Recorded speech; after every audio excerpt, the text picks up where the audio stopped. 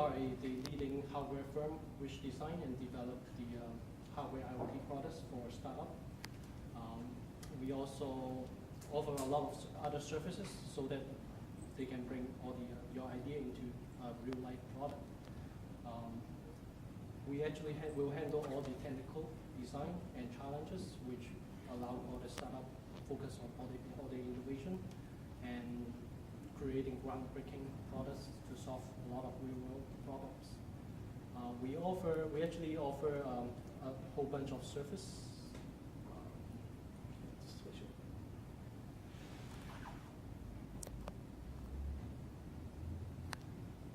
Offer electronic design, mechanical design, ID, firmware, software, project management for factory, IP protection, and go-to-market and marketing services. So for electronic design, wave, including cellular, Wi-Fi, Bluetooth, Zigbee, and Z-Wave. So it is pretty much what is needed for IoT world right now. If there's a new technology, we can adapt to those new technology as well. For mechanical design, which include ID, industrial design, we can create 2D, 3D drawing, color rendering, morpho analysis. So whatever that is where we design is actually DFM brand. So you can actually bring the design to any manufacturer, and they can actually produce the product. And we also have several strategic manufacturers that we partner, that we know we work with them, that they actually allow the startup to build a quantity there, and they're in Shenzhen, because they understand that startup the quantity is not a lot, right? So we actually group a lot of startup, we serve several lines, so that they can build the product for the startup. So for software firmware, we do DSP programming, application, iOS, Android apps. For project management, so this project management doesn't come in until the manufacturing stage. So what project management does, we do factory selections. So it depends on your product. If it's IP68 or you need to survive on whatever job test, we have to select a factory that actually can build your product. They do schedule, QC inspection, vendor selection, supply chain. All these will be happening in Shenzhen and Hong Kong. So engineering manufacturing support. So if you don't want to hire anybody there, you can also have this service through our company. What we do is we help you to monitor and work with the factory, make sure the design and the product is verified. DFM is done and DFT is managed. And also, we also help you to monitor and submit certifications as well.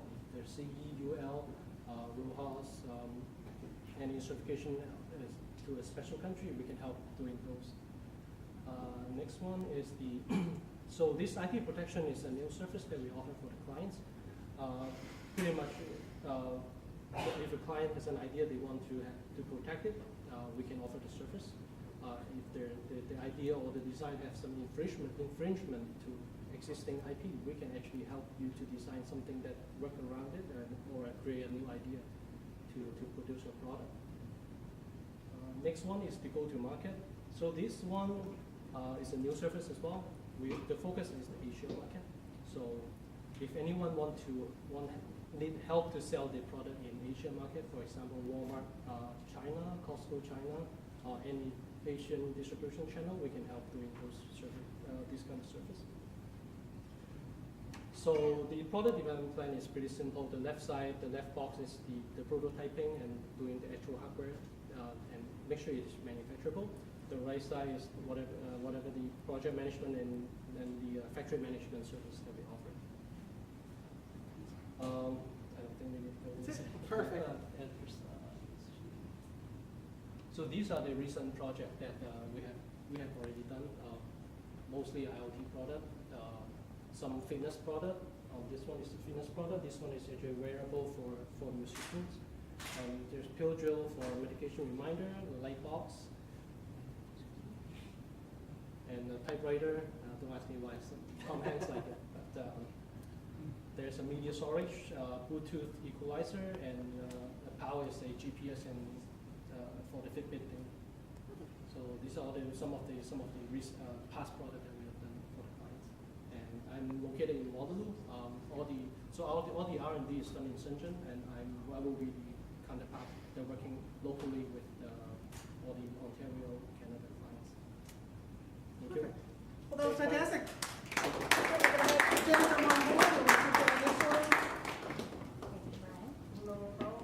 Hi everyone. My name is Jen Coldry, and I work for the Upside Foundation of Canada. So we are a charity that is working to embed a culture of giving back within the tech startup sector here. So has anyone ever heard of a company called Salesforce? One or two? Okay. So when they launched about 15 years ago, they decided that they wanted to embed giving back right within their company. They didn't want to wait until they were the Mark Zuckerbergs of the world or until they reached that final success. They really wanted to bake giving back right into their culture at their company. So they decided to donate 1% of equity, 1% of product, and 1% of time to charity. So from there, they started this whole global movement, this Pledge 1% movement, to encourage other entrepreneurs to think similarly. And so far, about 1,000 companies around the world have done this. Go to the next slide here. So we know, in Canada, this idea hasn't really taken off. We've been operating for about 4 years. I am the first employee. I started about 3 months ago, so we're really working to launch this as the standard in Canada. We know that a lot of startup founders want to give back. They want to have that social responsibility, but when you're starting a company, you don't have cash to be donating, you don't have time to be volunteering. So by pledging equity in your company, you're tying your company's success to giving back to the society that is enabling you to be successful. So it's only once you have that successful exit that the donation actually goes to charity. So why would you pledge? Why would you do this? So, I mean, reason number one, it's the right thing to do. It's great to be able to give back, to be able to contribute back to the communities that helped you be successful. It also gives you great marketing opportunities to be able to talk about your company as being socially responsible. As you know, this with millennials, it's becoming more and more important in terms of the companies they want to be buying from, in terms of the companies they want to work for, so it can help differentiate your company when you're competing against others for recruitment and for customer acquisition. Of course, increased visibility, so you get to be part of that global Pledge 1% movement as well as our Canadian movement as well. And of course, networking opportunities. So we were started in Toronto by 2 VC funds here. And our network now includes a lot of the different VCs, a lot of investors, a lot of the influencers in the space. So a lot of people are joining for access to that kind of exclusive network of successful founders here in Canada. So in terms of who's already donated, we have about 50 companies so far who have made the pledge. Hubba is one of our great supporters. Ben Zipkin is on our board, and I sit in his office. Our latest was Zoom AI. We got some great press from them lately when they decided to make their donation. And in terms of our community network, we have relationships with most of the accelerators within Toronto and across the country. I just announced our partnership with Founder Institute last week. That was featured on Beta Kit. So really starting to take hold within the Canadian market here. And as I mentioned, it's a great opportunity to be a part of that global movement in terms of really trying to give the tech startup sector a reputation for being kind and caring and giving back and wanting to contribute to the societies that help to enable their success. So if you're interested in learning more, obviously feel free to come chat with me. Our website is www.upsidefoundation.ca. You can see on there the companies who have pledged, who is within the network, more information about what this actually looks like. And of course, you can follow us on Twitter @ShareTheUpside. Thanks very much. Thanks so much. Alex, you're coming next. What do you guys do with the 1%? Do you guys work with other charities? Yeah, so once the donation actually happens, we work with our donors to select the charities that will actually receive the funds. So the only limit is that it has to be a Canadian registered charity. And 100% of the 1% goes to those charities? 100%. We're privately funded through our own grants. Yeah. So do we get financial issues for the donation, like tax write-off and stuff? Yeah, so you get a tax write-off, so the donation is valued once it actually occurs down the line. So now you're pledging, once the donation actually occurs, when your company's worth $1 billion, as was Waze when they were a Pledge 1% member. So once they sold to Google for $1.5 billion, a few million went to charity, and they would have received a tax benefit of that.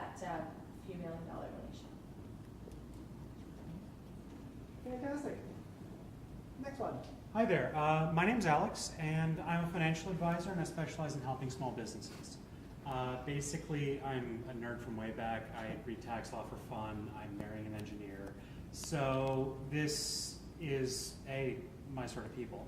But B, I tend to look at the more complicated aspects of financial planning, the stuff that business owners can do that most people can't.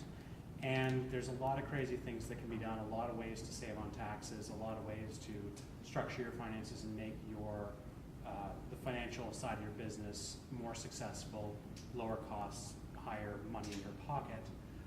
That's what I specialize in. So I've been doing this for a few years now.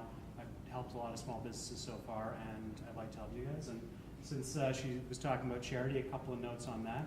One, giving to charity with stock is amazing because all the capital gains taxes you would have to pay are completely canceled, but you get the full donation amount. So if you ever find yourself in a position of having stock that's publicly traded, give that to charity instead of giving money out of your bank account. And two, I started a few months ago donating $10 to charity every time anyone sits down with me for a consultation. Consultations are free, so if you want to come talk to me, I'll give $10 for food back. And yeah, talk to me afterwards. Perfect, fantastic. Now, with all that being said, I definitely want to introduce our featured speaker today, which is Eva from Borrowell. So, Eva, come on down. Welcome. Are we going to put prices right? I feel like Absolutely. Well, with all this being said, there was a little bit of a screw up with the addresses and stuff. That's my fault, so that's one of the reasons we started off just a little bit late. So definitely want to apologize for that. Other than that, I just wanted to introduce Eva directly to all you guys, because you guys, I mean, I was checking you guys up on the website and then reviewing you guys for the last little while. You just have really, really cool story what I've seen directly online and through, through LinkedIn and stuff, and really cool that you're putting it together. So tell us a little bit more about yourself and how, a little bit more about yourself first. Yeah, so I have like a really mishmash background, which people in Borrowell is a fintech startup, so people usually ask us like, oh, did you have a background in financial services? Like, no. It's like, oh, did you like work in technology before? It's like, no. I sort of joke that what I did was like a lot of things that I was never qualified to do, which sort of qualifies me to join a startup because by definition you have to do a bunch of things that you don't know how to do. So I have a business degree from Queens. I started my career in management consulting. I worked for Maple Leaf Foods for a little bit. I did a bunch of stints in the not-for-profit sector, so I love to hear about people donating and to worthy causes. I lived in Malawi for a year, lived in Trinidad and Tobago for a year with some of that work. And then 2 years ago was part of the founding team for Borrowell. Cool. Yeah. So tell us a little bit more about Borrowell. How did it really come into fruition, and what was the idea behind it? Yeah. So our CEO Andrew Graham had worked at PC Financial, so he was really interested in sort of like non-big bank consumer finance and realized there were opportunities outside the big banks to help consumers, provide other options and alternatives for Canadians when it came to their financial products. And he was looking around the world and saw that this sort of peer-to-peer lending or marketplace lending was taking off everywhere except basically for Canada. So if you look at a world map, every developed country and lots of sort of emerging markets, China actually has like a huge, probably the biggest marketplace lending industry in the world, but there wasn't anything for Canada. And at the same time, we sort of looked at consumer lending in Canada and felt it was really broken. You've got all these Canadians who've got great credit who are carrying a balance on their credit card and paying 20% interest. And at the same time, you have investors who are making like 1 or 2% interest if they're lucky on their assets. So we figured there was a good business to be built there. So tell me a little bit more about yourself and your position there. You mentioned you're a CEO. Yeah. So what's a day in the life as CEO directly at Borrowell? So I feel like the definition of COO is that you do everything that no one else wants to do or has as part of their job description. So if it's not technology, which are like CTO handles, or sort of like capital markets, the head of capital markets does, then it sort of falls to me. It's been fun. Like it's like a good mishmash of a whole bunch of different things. Officially, I sort of have the whole sort of customer consumer journey. So from any of the marketing or branding that you see through to what our website looks like, the sort of customer journey through like applying, and then all the way through to whether it's getting a loan or getting their credit score for free, which is the second product that we just launched a week ago, all the way through to loan operations, so the whole adjudication of a loan and servicing a loan. Yeah, so that plus HR, payroll. I'm like basically the office manager. You know, like it's Jack of all trades. jack of all trades. Yeah. Which Yeah. is like part of the fun of being part of a startup, right? You get to do a lot of things and wear many hats. Well, can you tell us a little bit about, you mentioned Borrowell, you found a need, so it was basically created.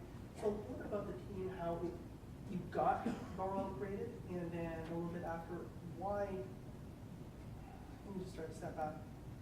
What I'm really trying to find out is, you sat down, you're part of the founding members and everything else, your CEO or CEO had a need, or found there's a need directly in Canada right now for this. How did you as a team say, okay, this is what Borrowell is going to be, this is the framework, this is how you basically created it? Yeah, I mean, I think it's a step at a time, right? So Yeah. it's easy to sort of look at other businesses and be like, oh wow, you guys have done so much, but it really is created. It's at the beginning, it's very much like a school project where Yeah. you're making slides in PowerPoint, you're doing like research and on the internet and pulling together stuff in Excel, and it feels very much like a class project that you're doing, and it's actually not that different. Like, what would you do if you're going to start this business? And then I think you just have to like a bit of a stake in the ground, and so you just start building stuff, and and then it evolves, and it really is just like a step at a time, a day at a time. So you're talking about evolving. How long did it take you from the original conception, let's say, yes, this is what we're going to do, we're not sure what we're going to call it yet, Yeah. to actually being launched and getting a physical product or the physical application? Yeah. So our CEO, Andrew, started thinking about it in January of 2014 and exploring a bunch of different models. I joined in July, and our other co-founders had joined previous to that, more on a part-time basis. And then we raised money in November of that year. So, and then after November, we launched in March of the next year. So about four or 5 months after, after sort of raising the funds that enable us to invest in some of the legal and some of the technology pieces.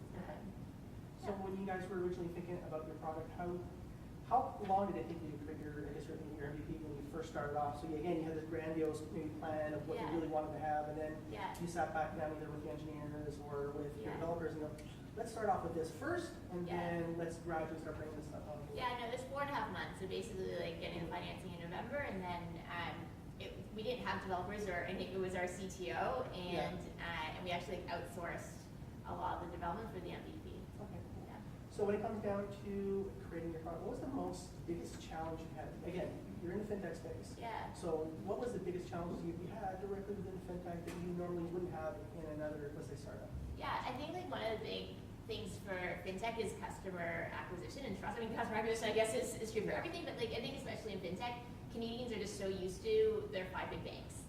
And so I think it's not that, there was a study that I think KPMG put out, which said it's not that Canadians consider fintech and then disregard it, it's like they just never think about it. So I think it's, everyone just assumes if you're going to get a loan, you go to the bank, and the only reason you wouldn't go to a bank is because like a bank wouldn't accept you. So there's a bit of a stigma around alternative lending, which we really think shouldn't exist. I would say that online lending today is sort of like online dating was maybe 15 years ago, where like if you met someone online, you wouldn't really tell anybody about it because there was like a little bit of a stigma, which doesn't exist today. Now everyone just understands like the most efficient way of doing things, and so we're hoping to do the same thing for online lending, sort of just create that. It's just a more efficient way of getting a loan. You could go into a bank if you wanted to, but why would you want to have to walk into a branch and fill all these forms and still not know whether or not you could be approved for a loan? Whereas with Borrowell, you come on her website and in a minute we'll give a quote that tells you exactly how much we could lend you, what the interest rate would be, what your monthly payments would be. Oh, cool. So when it comes down to Borrowell's overall, I guess the overall platform itself, so developing the platform, what do you think was one of the biggest challenges your company faced? It's a good question. So I mean, basically what we did is like we outsourced an MVP, and then we used that for a while, and then brought on built our dev team to really build something that was custom for us. And I think it was a great way of doing things because we didn't spend a lot of money on the MVP, and we were able to like figure out what we liked, what we didn't like about it, and then like really build something that we knew sort of what functionality we would use, and so I don't think we overbuilt. I think the biggest challenge we have is just sort of like capacity. There's like tons of exciting opportunities that we're looking at, and so it's like which ones do you pursue, and it's that it's like how do you focus and do something really well, but at the same time, not let yourself go. So, That's pretty cool. Yeah. So, just thinking, we were talking a little bit more about financing. You guys are actually, it's kind of ironic because you're a financing company, yeah. but then you also have your own rounds of financing and Yeah. stuff like that. So, Yeah. tell us a little bit about the whole going out and looking for financing, Yeah. going out for your initial funding. Yeah, so I mean, the other way that Borrowell is different in terms of fintech is like we don't only need money to like run our company, but we also need money because that's our product. Like we need to lend out money. So it's not like I guess another app where your product is like created. It's like we create our product and then we have to actually find loan capital to lend out. So that's definitely challenging, which means like we really couldn't have bootstrapped ourselves in the same way. But yeah, no, I think the process of raising capital is always challenging, and I think it's also like very emotional. I think it is sort of like dating too, where you're sort of like putting yourself out there, and people are like poking holes in your idea, and I think it can be very emotional because you sort of feel like this is your baby, and people are consulting it or asking, like questioning it, and yeah, so it's hard. Absolutely. Yeah. It's definitely kind of nerve-wracking and stuff. So, but I mean, more importantly, you had this journey from the time you first started with the product and you came out here. So, you've gone through the good, the bad, and the ugly. What would you say is the biggest plus that you had with this whole journey right now with Borrowell, and then followed up by some of the, some of the other points that you basically kind of resolved? Yeah. Yeah, I mean, I think it's always easy in things like this to be like, oh, like Borrowell is such a big success and it's so exciting. And I think that anyone who is part of a startup knows there's like huge ups and downs. I think that's a big difference between sort of startup and corporate job. I think there's a couple of things that I think have been like the most fun for us. I think it's like taking that school project idea, like a PowerPoint presentation and like a model built in Excel and actually building a real business out of it where we've got like real life customers that we're helping, and that's always really rewarding for us. Is like when a customer writes in and says, like, you guys are amazing, you help me pay off my credit card debt, and I'm in like such a better place now. And so I think like any kind of positive customer feedback is really rewarding. I'd say the second biggest piece is building our team. So we've got this amazing team, and it's great to see people developing and using their skills, and again like using their talent to their full potential, which I think a lot of people previous they may have been in a corporate job which they didn't love or didn't feel like what they were doing was really being recognized or so it's fun just to see like a whole bunch of people like firing on all cylinders and what that does in sort of building. Oh, cool. Yeah. And you're talking about you guys, how big is your team right now? So we have 16 people. So the fact that when you first started off, let's say you're sitting around the dining table or wherever you are drinking coffee and you're thinking of the company, how was it, or how important is it to keep your company culture the way it is and create that culture within as you bring on new hires? Yeah, I think that's like really complicated. It's sort of like asking a frog, to describe the water that they swim in, right? And so that's actually a question we usually ask like new people after they've joined us for a couple of weeks. We're like, so what do you think? Like, what do you think the Borrowell culture is? Because we feel like they've got like a fresher perspective. I think it's always tricky too because like you want diversity on your team, but at the same time you want someone to fit into your culture. So those two things can be, it can sort of be at odds. It's like, well, does this person fit or not a fit? And you want people who are an exact fit. They'll probably be exactly the same as you, which is not great for just like diversity of thought. So I think that again we're sort of working through all this, but like company culture is sort of we define like we're all sort of crazy in the same way, and it's like the ways that you're crazy in the same way, and like you can be different in other ways, but it's not a symbiotic kind of relationship. You're just all the same. But I think it's like it's it's hard to like identify what it is or like explain it in words. So we're working on what that looks like. Not a problem. So let's say if you have a magic minute, I mean, if you could look back and change some things or do things a little different, what would be the first things that you'd change? First thing that you'd change? That's a good question. I don't know. I don't know if I would change. I don't know if I'd change it. Dude, I would probably stress out less about certain things. I think it's like, especially in the early days, it's like so easy to stress out and wonder. It's like I put all like my blood, sweat, and tears into this, and like, is it actually going to go anywhere? So I think probably just taking things a little bit more in stride and not stressing out as much. Yeah. And you're talking about stressing out and taking things in stride. I don't know if you touched on 100%, but what would be the biggest pain points you guys had originally when you were trying to scale your product? It's either scaling, trying to get more customers on board, Yeah. so the onboarding section, or just scaling your product to actually offer more services. What were the biggest pain points that you guys had and you guys had to overcome?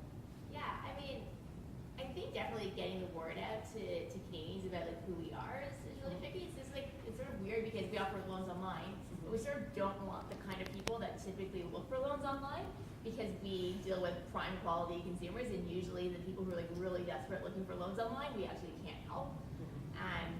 Usually their credit's not that good, and so there's this like weird, sort of weird thing. So I think that's really challenging, just like figuring out a customer acquisition. Okay. All of it makes sense, and yeah. Yeah. Yes, good question.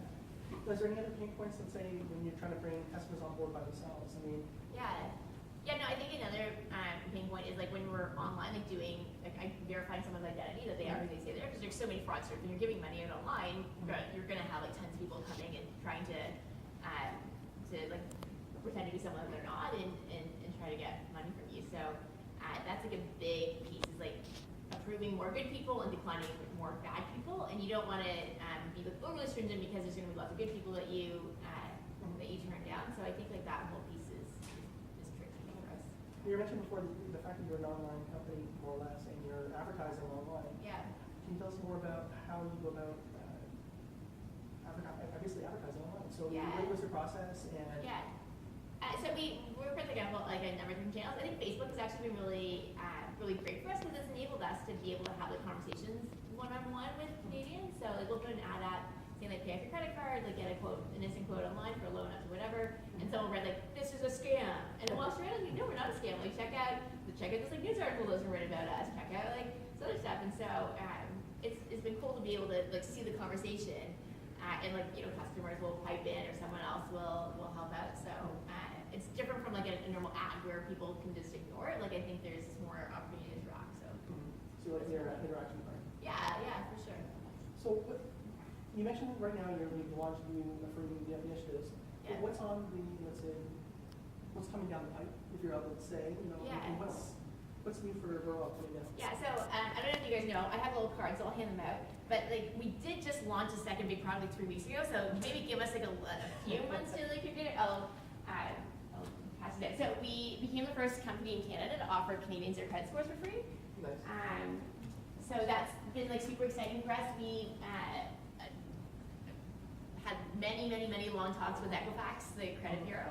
In order to be able to do this, we felt really passionately about it, that it was really important. We're all sort of, our brand is very much about transparency and giving Canadians more financial knowledge and sort of fair access to information. And so we felt like a credit score is a great piece of information, a really important piece of information. And so many Canadians don't know what theirs is. Something like only 14% of Canadians check their score on an annual basis. And it costs money. It's like $25 if you want to go to Equifax to get it. And you do get your score in your report. We just give the score, but you can order the report online for free. And so, that's been super exciting. I think the next few months we really just need to figure out like our whole model for how do we tell more Canadians about this, and how does that like translate into loans for us? And I think like more broadly speaking, we started out with unsecured consumer loans, but I think we really do have an ambition to offer Canadians sort of more broadly other financial services in a way that's like faster and friendly. So so who knows? We'll see. Probably more, again, probably in the consumer lending space, but yeah. But it's a great way of just streamlining the whole paying process. Because going in, it's making you uncomfortable, you're kind of afraid, but doing things online, it's nice and easy, it's kind of, no one really knows who you are. Right. So that's one thing I'm looking at your product, and it's just definitely easy. Yeah, for sure. So one thing I'd definitely like to say. There's some questions about us as well. Okay. I don't know if you want to- Sorry, I have a quick question with regard to like the free credit score. Yeah. Like so how exactly do you guys like arrive, if you don't mind me asking? Yeah. Like a revenue stream from that, because you're taking a product that was previously offered for a price and now giving it for free. So are you kind of just banking on someone using this product and then using your other services? Like kind of So there's two different revenue streams for us. One obviously is our own loan product. Is that a certain proportion of these people, again, if 30 to 40% of Canadians are carrying a balance on a credit card, a good proportion of people coming to get their credit score probably also are carrying a balance on a credit card, and that's our main use case is just come and get a loan from us. The average interest rate is going to be lower than the 20% most people are paying on a credit card, and so that's one. We are also in the process of building up partnerships with other third-party service providers, so whether that's mortgage brokerages or insurance companies or others, in order to be able to recommend offers to people. And we think that we're being very transparent about that. We're saying that, we're never going to sell your information to another company, but we are going to put offers in front of you that we think, would be helpful to you. If we know what your credit score is. It's like, did you know that with a great credit score, you actually qualify for this amazing credit card, which has better cashback rewards maybe than you currently have. The idea is it really is win-win-win. So it's win for you as a consumer because you are introduced to a product that you didn't know existed before. The third party gets a new customer, and then we would get a referral fee if people take on a product. And we know the vast majority of Canadians won't do anything, but it's sort of the math still works out that if one person takes a credit card or one person takes a loan out of a certain number, then that sort of pays for a whole bunch of free credit scores.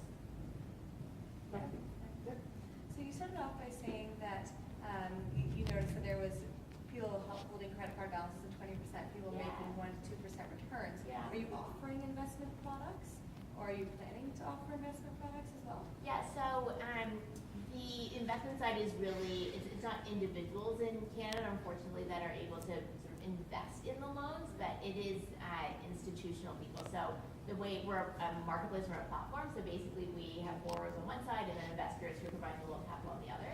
So they're getting the return on they're getting the interest payment from the borrower, and then we take a flat fee in the middle as the broker. Yeah. You mentioned that you joined the company, kind of take it back to earlier part of the conversation. You mentioned that you joined in July, and there was already a CEO on board and maybe a CTO. Can you talk a little bit more about the initial team that was already there before you joined, and then how you guys went to forming an MVP? How did you decide what was an appropriate MVP? You mentioned after you created that, then you kind of outsourced it, but what was kind of the logic behind that? When were you finally satisfied? I thought that's kind of an endless cycle, saying, okay, let's just work on it a little bit more ourselves. Yeah. The team was a CEO and then a part-time CTO, and because of blending, also a chief risk officer who was part-time, and then we had literally a Rotman MBA summer student and me, so it was the 5 of us. And then our Rotman student went back to school in September, so we hired our basically first employee, who is just a sort of generalist kind of person. And then in November, when we raised money, we hired a couple other people as well. So were the initial people just given equity in the company, or were you paying a salary? Because I would imagine if we weren't able to bootstrap it, or were you just bootstrapping? Yeah, we were just bootstrapping it. So you were even paying the Rotman? Yeah, so we paid the Rotman person a small amount, our first employee. It was just it was just contractors being paid small amounts of money. And then you guys just developed the MVP internally? No, so we developed we outsourced the development of the MVP. We used a sort of off-the-shelf, actually. It was built on Salesforce. Okay. Yeah, and so it was more like a customized off-the-shelf offering, and then we sort of outsourced again a custom front end for it. Okay. Cool. You guys think that, sorry to continue with that, but do you think that the CTO is necessary to have as part of your team, or could you have just outsourced the entire development without necessarily having the CTO on board? That's a good question. I think in this case, we definitely needed someone with technical knowledge in order to be able to manage that process. Again, I wasn't supposed to, but I definitely could have done it, and it was definitely helpful to have someone who understood blending and understood technology in order to manage that system. And then we always knew we were going to bring it in-house, and that was his real skill set, is sort of building the team to build the system in-house. You over there? So you've been in existence for about 2 years now. Yeah. What sort of numbers are you getting in terms of number of consumers, in round numbers, the loan portfolio that you've got out now? Yeah, so it's still relatively small. I think it's growing. We're growing about 10 to 15% month over month. But it definitely starts really small, because when you start from zero and you have everything is sort of under wraps, and so it's definitely still small numbers. With credit scores, with the launch of the second product, it went much faster. First of all, because we can give almost everyone in Canada a credit score, but we won't give almost everyone in Canada a loan. And then we're just a better known. So I think in terms of credit scores, we've been able to do, I think thousands and thousands. So yeah, it's in like a relatively short period of time. Yeah. Wait, no. From your experience, how easy or difficult do you think all financing regs are in Canada? Yeah, I mean, regulations in Canada are very complex, and it is a barrier for sure. It was the main reason why we did need to raise money. One of the stats that we share quite often is in order to launch, we actually spent more money on legal than we did on technology. Because, yeah, consumer lending regulations are different from province to province, and there isn't sort of like a single body.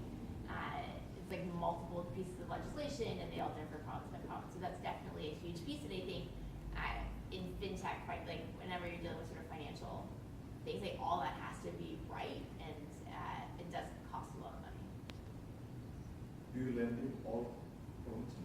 Other than Quebec and Saskatchewan. Yep. General advice for individuals looking to take out some sort of loan or line of credit for starting their businesses? So it depends if you also like have a regular job, or if you're really doing it as like startup financing. So I mean, for us, you need to have sort of like proof of income, because we need to know that you've got the ability to pay back the loan. So yeah, if you're sort of doing it on the side and you have like a full-time job that would pay for it, you can definitely try with Borrowell. If you're looking for more like startup financing, I think that's trickier than it's I mean, your traditional. Do you like raise from friends and family and find angels? What you're having also, when you're getting loans and stuff, what's your sweet spot? What's the maximum or the minimums and maximums? Yeah. What's your sweet spot when it comes down to Yeah, so we money? do like minimum. We do loans between $1,000 and $35,000. Our average loan size is about like $11,000 or $12,000. And typically it's like the average age is sort of 39, 40. It's not, most people think it's going to be like a 22-year-old or a millennial, but I think it is, you know, our process is fairly age straightforward. So we do have like a wide range of ages.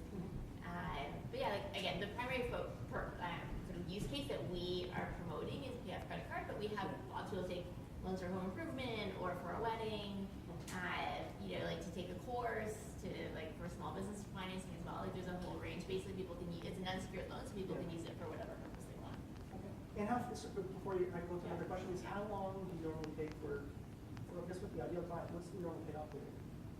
So we do 3-year terms and 5-year terms, but people can pay back early with no penalty. So we have a lot of people paying a little back earlier because Perfect. Question? Yeah. So I think a lot of startups, at least considering myself, have like an issue of taking the risk of an idea yeah. and kind of testing whether the market is ready for that, or how many potential customers might be out there, whether you're doing B2C or B2B, whatever you might be doing. Can you talk a little bit about like finding the balance between testing the marketplace and marketing or advertising, finding potential customers, especially in the early stages, and then finding the balance of the customer portion of it versus the development of the MVP? Like, was it necessary to have the MVP or to a certain stage before you went out and started showing the product to customers or trying to acquire that customer? Because, of course, either way you go, there's a certain monetary investment, and then majority on top of that is the time investment. So where do you find the balance between like creating the product that you're going to offer versus going out and finding the actual customer? I mean, it might be different for like B2B versus B2C, because like maybe with a B2B, like you can go talk to a few companies before you have it. I mean, we definitely needed to have something to go out there because, yeah, everything is so customized. So it's like it's hard to know whether, like, to like go to someone and say, Jen, like, would you take a loan? And you know, it's like, well, it depends, right? It's like, does Jen need a loan? So we built something. We basically, it was a bit of a leap of faith, but I mean, the nice thing is it was a business model that had been proven out in lots of other countries around the world. So, you know, it's like, this has worked in a whole bunch of other countries, and the demographics and the sort of like, the market looks very similar. So it's based on that we sort of have the confidence to build the MVP. But yeah, we needed something built before we went to test. It wasn't really testing it, it was really to go live. Sorry, I'm not sure if you actually mentioned the product. So exactly how does this work? Do you guys just have investors that give you the money and then your algorithm decides who the loans go to, or do they have some say in who you can, you know, give loans to?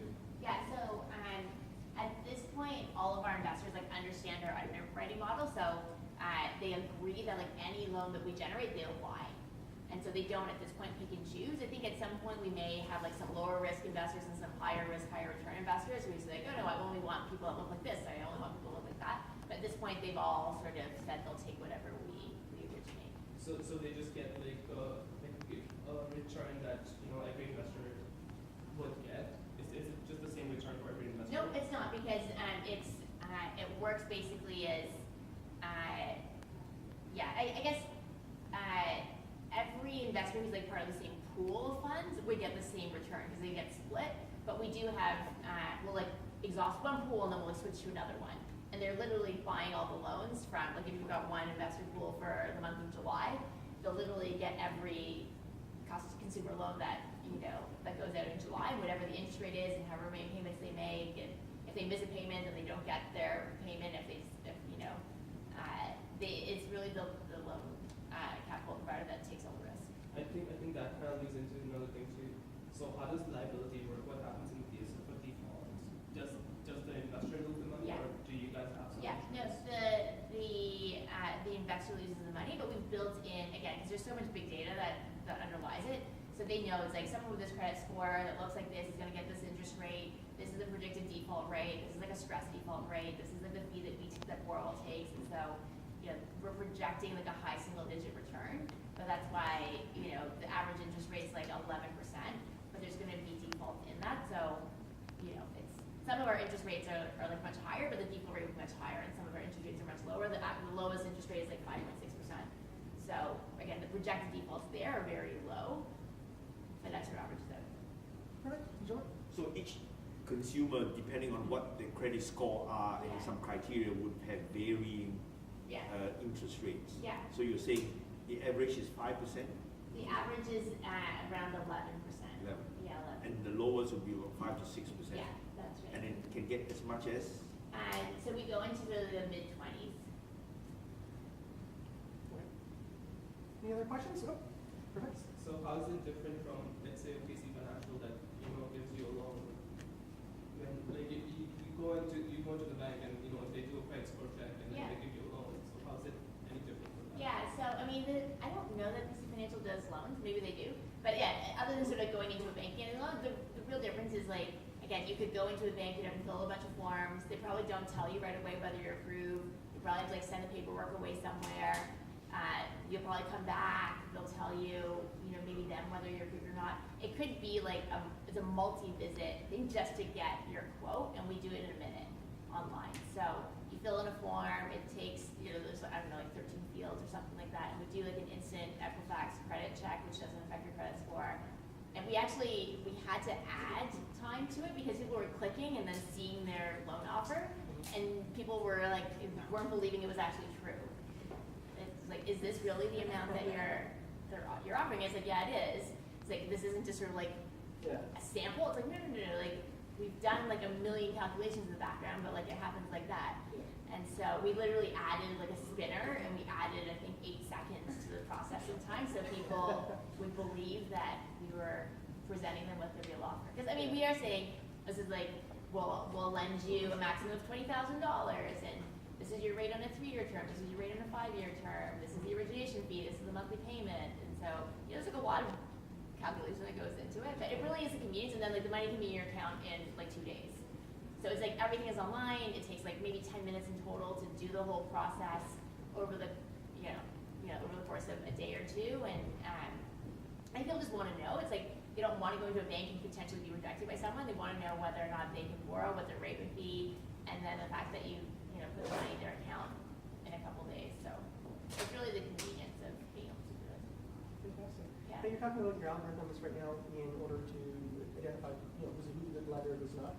Now, can you talk a little bit about the secret sauce, a little bit of how the process is, or? Yeah, I mean, the underwriting is actually fairly traditional in terms of we look at a credit score, we look at the amount of sort of debt the person has outstanding compared to their income. A lot of it is pretty, at this point, standard stuff. And then at the same time, we're collecting a whole bunch of other data, and we're going to go and like back test it to see like, oh, this loan went bad. Like, what about this loan from, there's like, again, a ton of data that we're collecting, and it's just like at this point, there's no data that's more robust than credit bureau data that would tell us, you know, someone with this many Facebook friends is like more likely to pay off their loan or less likely to pay off their loan. But yeah, we're definitely interested in like figuring out alternative methods and other data sources in order to be able to supplement some of that stuff. But yeah, we don't. Well, Sorry, just one question. When you talk about loans, you have to talk about securitization. Are you thinking about that anytime in the future, or? Probably not anytime in the near future. Like usually, I think securitizations don't happen until you're in like the hundreds of millions of dollars in terms of a portfolio. So yeah, I mean, at some point potentially, but still a ways away from that kind of volume. perfect. Well, what's one piece of advice you have for startups right now? So we're launching, or you have an idea. What would be the advice that you think you would have for them? It's funny because we're in Nike's old office space, and so there's like a "just do it" in brick on our wall. And I think it is like an element of like "just do it" that you'll never know unless you try it. And I don't know, I think there's a little bit of like fear of missing out if you don't do it. So I don't know, I think it's a win-win either way. Like either you launch and it's successful and it's awesome, or like you launch and it's not successful. But I feel like the learning is so amazing that you get from launching a startup that yeah. I don't know if that's helpful or not. No, it's definitely helpful. Well, I mean, with some of the stuff that you're doing right now, and you understand, you're seeing the tech space up here in Canada. I think you're also you're involved with another group of trying to get Canadians back. Yeah. Can you talk a little bit about that? Yeah, so actually this is how our CEO Andrew and I met, is we co-founded, we're part of an organization called Civic Action, which is basically a group of city builders. And we founded a social venture called Toronto Homecoming. So we recruit back to Canada, back to Toronto Canadians who are currently living abroad or working abroad. We both had the experience of being overseas and like wanting to come back to Toronto and finding it a bit difficult to find the right opportunity. And so we organized like a 3-day conference that happened once a year, which is basically speed dating to network in Toronto. And so we brought together a whole bunch of employers from like a lot of the big banks and some of the big telcos that were interested in hiring people who had diverse experiences. And I think that was another actually great piece of advice was like, again, I think it's in the not-for-profit space, which has been touched upon a few times tonight, but just like doing something on the side that didn't risk your day job, but that gave us a bit of a taste of like what it's like to get your hands dirty, roll up your sleeves, and like found something, building a brand, building some sort of product, and getting it out there. Okay. Yeah. Does anyone else have any other questions? Going once, going twice. Well, with that being said, I want to thank you so much for coming thank out. you. Yeah. And it's fantastic. And this is a time where you guys can basically, it's open networking, talk amongst yourselves, do whatever you gotta do. Just the only announcements we're gonna have right now is events in Toronto right now are the first Tuesdays of each month. It's gonna be announced in the next little bit with the location and everything. Most likely it's gonna be here as well because there's a beautiful spot just upstairs. And Edward's probably gonna give you a tour if you guys wanna do a tour upstairs, downstairs, some of the rooms as well. I'm not sure if you're gonna go up or if that's off right now. Yeah. No problem. And for anyone else that's part of our group here, Toronto, so the Toronto's the first Tuesday of each month. Waterloo, Kitchener-Waterloo is our last Tuesday of each month. And we just officially launched Buffalo, so that's coming online as of the 16th of this month as well. So we do monthly events. We also have dinners that are going to be basically launched, and VIP dinners, which would be basically set up for our speakers. We do speak, and anybody that's come up, we'll have a special dinner, and that will all be announced in the next upcoming newsletter. And if you guys have anything that you want to share with us, let us know. You guys have an announcement. You guys have a company that you're about to launch. You have an idea that you just need somebody to test your products. Let us know. Let us go to our members and say, you know what, this is what we have. We're here to help you. At the end of the day, we're not going to be successful without you guys. So with that being said, have fun. Thank you for coming, and hope to see you next month. And before I go, we have some things to give away. So we'll start off first. It's a $10 gift card directly to Tim Hortons. And that will be going to There you go. Here's the first one.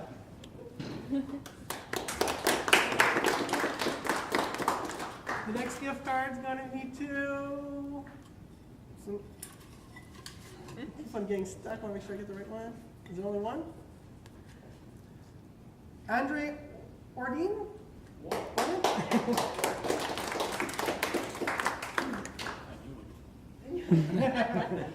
I'm all about reading books as well, so this is just a book that someone actually gave to me and I thought was actually a really, really good read. So, the person who's going to get this one is Ronald Truck. There you go. And we have Annette. You do the honor for this one here. Sure, do we want to put those back in maybe? Absolutely. All right.